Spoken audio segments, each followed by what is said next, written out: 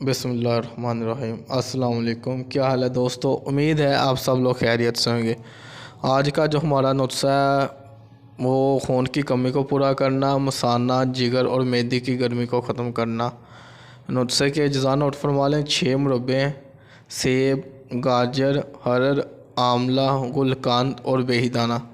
इन 6 मुरब्बों को आपने लेके धो के अच्छी तरह साफ़ करके इनको ब्रीक करके यकजा कर लेना है। उसके बाद आपने 2 तोले छोटी इलायची, एक चांदी के वर्क की कापी अच्छी तरह मिक्स करके और साथ उसके 2 ग्राम ज़ाफ़रान डाल लेनी है। इनको अच्छी तरह मिक्स करके यकजा कर लेना है और इसके ऊपर 150 ग्राम आपने शहद डाल लेना है।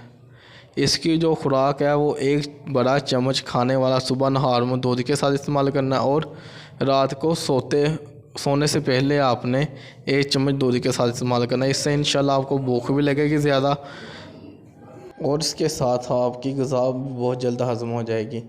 इसका जो परहेज़ है, आपने मिर्च मसाला, तली हुई चीज़ें ये आपने परहेज़ करना है कि फ़ास्ट फूड का इस्तेमाल नहीं करनी है आपने।